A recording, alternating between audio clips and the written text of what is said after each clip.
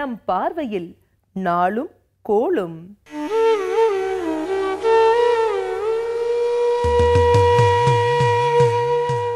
29/10/2014 October மாதம் 29ஆம் தேதி புதன்கிழமை. ஜெய வருடம் ஐப்பசி மாதம் 12ஆம் தேதி.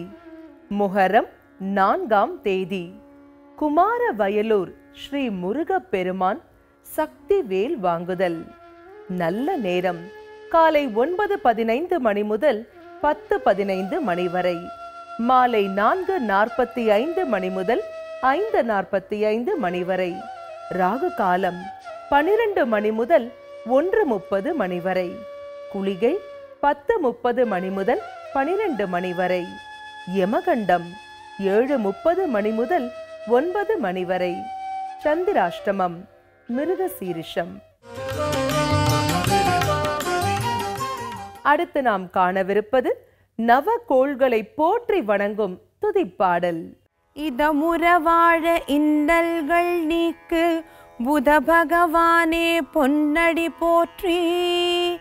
பதந்தந்தாழ்வாய் பண்டொழியானே உதவியே அருளும் உத்தமா போற்றி.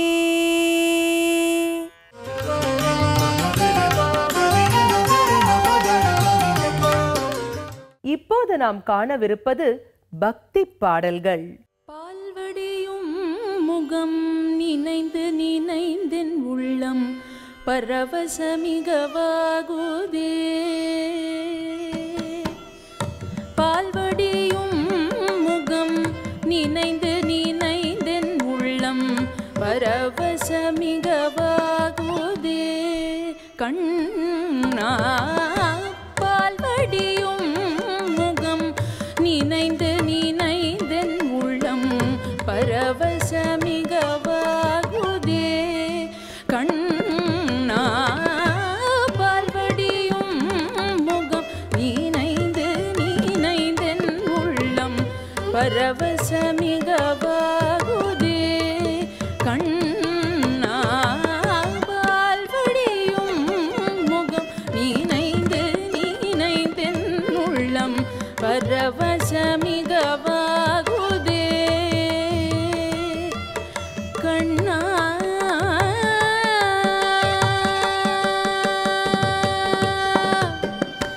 நீலக்கடல் போலும் நிறத்தழகாக, நீலக்கடல் போலும் நிறத்தழகாக, நீலக்கடல் போலும் நிறத்தழகாக எந்த நெஞ்சம் குடிகொண்ட அன்று முதல் இன்றும் எந்த பொருள் கண்டும் சிந்தனை செலந்தொடிய பால்வழியும் முகம் நினைந்து நினைந்தென் உள்ளம் பரவசமிகவாகுதே.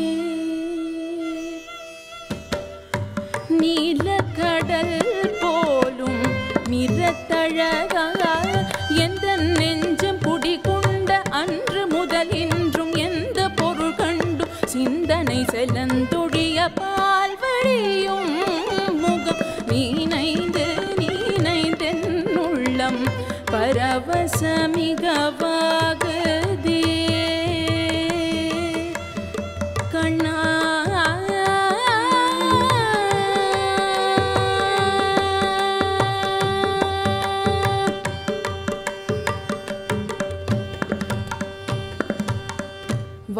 வானமுகட்டில் சற்று மனம் வந்து நோக்கினும் மோனமுகம் வந்து தோணுதே. வானமுகட்டில் சற்று மனம் வந்து நோக்கினும் மோனமுகம் வந்து தோணுதே. தெளிவான தண்ணீர் தடத்தில் சிந்தனை மாறினும் சிரித்த முகம் வந்து காணுதே. தெளிவான தண்ணீர் தடத்தில் சிந்தனை மாறினும் சிரித்த முகம் வந்து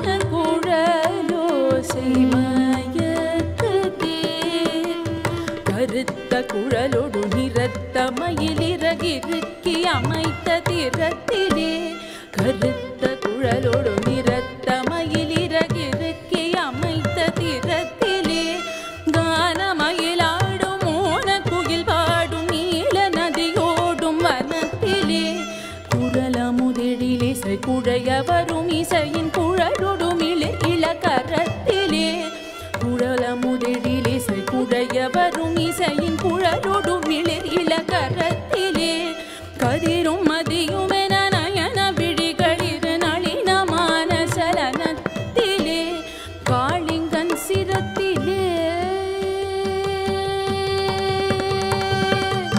காளிங்கன் சிரத்திலே காளிங்கன் சிரத்திலே கதித்த பதத்திலே காளிங்கன் சிரத்திலே கதித்த பதத்திலே மனத்தை இருத்து கனவு நனவினோ பிறவி பிறவி தோறும் கனிந்துருகவரம் தருகவரம் கருணை பால்வடியும் முகம் நீனைந்தென் உள்ளம் பரவசமிகவாகுதே கண்ணா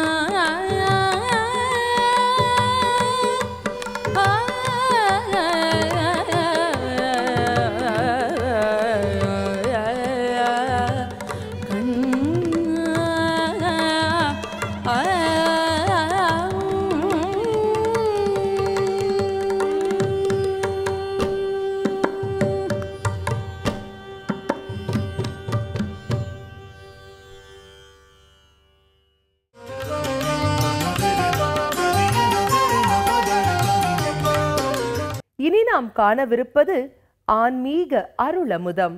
ஆன்மீக அருளமுதம் என்ற அழகான தலைப்பில்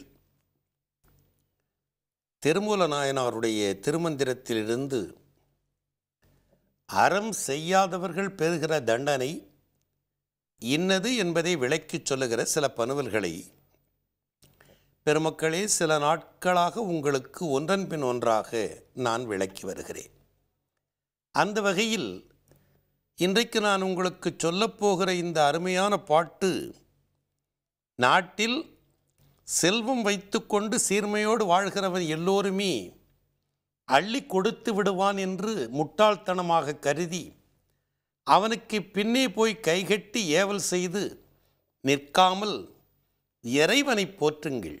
உலகத்தில் மனிதர்களுக்கு தருகிறவர்கள் 2 பேர். ஒன்று மனிதர்கள் மனிதர்களுக்கு தரலாம், இல்லை என்றால் ஒருவேளை மனிதர்களால் மனிதர்களுக்கு உதவி கிடைக்காமல் போய்விட்டால் அந்த இடத்திலே நின்று இறைவன் மனிதர்களுக்கு தேவையான உதவிகளை செய்வார். அதனால்தான் நம்முடைய பெரியவர்கள் ரொம்ப அழகாக சொல்லி காட்டினார். திருநாவுக்கரசர் பெருமான் ஒரு அழகான தேவாரத்தில் சொல்லுகிறார், பெருகலாம் தவம், பெருகலாம் தவம், நல்ல தவம் உங்களுக்கு கிடைக்கும்.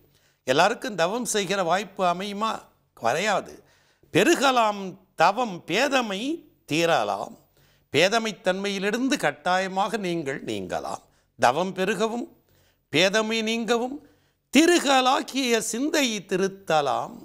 திருகலாக்கிய சிந்தைன்னா ஒன்றை மற்றொன்றாக உணர்கிறதாகிய மனோபாவத்திலிருந்து உள்ளதை உள்ளபடி உணர்வதாக இருக்கிற மனோபாவத்தை நெஞ்சை நாம் கொண்டு வர முடியுமா?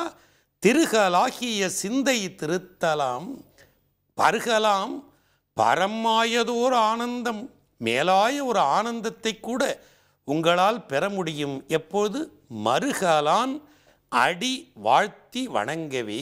இறைவனினுடைய திருவடி, திருமருகல் என்கிற திருத்தலத்தில் கோயில் கொண்டிருக்கிற இறைவனுடைய தாழ்மலர்களை நீங்கள் வாழ்த்தி வணங்கினால், வாழ்த்தி அதற்கு பிறகு அவனுடைய திருவடிகளில் வணக்கம் செய்தால் பெருகலாம் தவம், பேதமை தீரலாம், திருகலாகிய சிந்தை திருத்தலாம், பருகலாம் பரமாயதோர் ஆனந்தம் மருகலான் அடி வாழ்த்தி வணங்கவே. அப்போ இறைவனினுடைய திருவடியை வாழ்த்தி வணங்கினால் எல்லா செல்வங்களையும் அவன் தருவான். செல்வம் கழனியத்தும் செல்வம் செல்வமே என்று நம்முடைய பெரியவர்கள் பாடினார்கள்.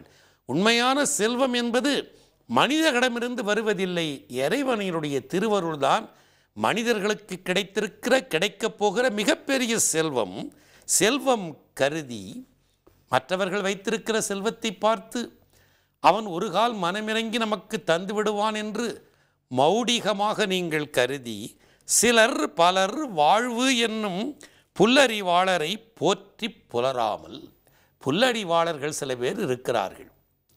செல்வத்தை வைத்துக்கொண்டு மற்றவர்களுக்கு வழங்காத அற்பர்களைத்தான் இங்கே புல்லறிவாளர்கள், கொஞ்சமான அறிவு படைத்தவர்களை புல்லறிவாளர்கள் என்று சொல்கிறார்கள். மிக நொய்மையான அறிவு, பரிபூரண அறிவல்ல.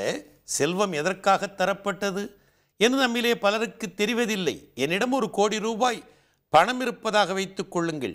என் தந்தை எனக்கு சேகரித்து வைத்தானா? இல்லை. பாட்டன் காலத்து சொத்தா? இல்லை. லாட்டரியிலே விழுந்த சொத்தா?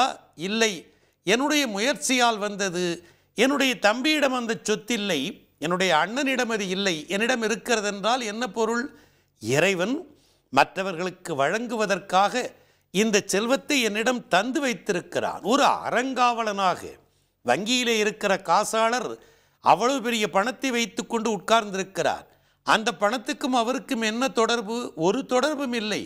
யார் யாருக்கு இவ்வளவு வழங்க வேண்டும் என்று காசோலை வருகிறதோ அவர்களுக்கு கொடுப்பதுதான் அவர் வேலை.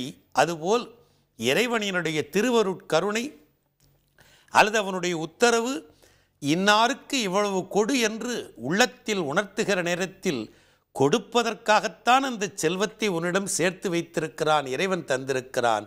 இறப்பவர்க்கு ஈய வைத்தார், ஈபவர்க்கு அருளும் வைத்தார், கரப்பவர் தங்கட்கு எல்லாம் கடு நரகங்கள் வைத்தார் என்கிறார் நாவுக்கரசர் பெருமான். எனவே செல்வம் உங்களிடம் இருக்கிறது என்று சொன்னால் அதற்கு பொருள் மற்றவர்களுக்கு வழங்குவதற்காகத்தான். அப்படி இருக்கிற பொழுது புல்லறிவாளர்களாக வைத்துக்கொண்டு வழங்காதிருக்கிறவர்களை போய் செல்வம் கருதி அவர்கள் ஒரு காலத்தில் தந்து விடுவார்கள் என்று கருதி சிலர் பலர் வாழ்வு என்னும் புல்லறிவாளரை போற்றி புலராமல் அப்படிப்பட்டவர்களுக்கு பின்னே போய் நின்று அவர்களை பொய்யாக புகழ்ந்து தந்து விடுவார்கள் என்று நம்பி ஏமாறாமல் இல்லம் கருதி இறைவனுடைய திருவடிப்பேறுதான் மிகச்சிறந்த செல்வம் என்பதை கருதி இறைவனை ஏத்துமின், இறைவனை நீங்கள் வணங்குங்கள்.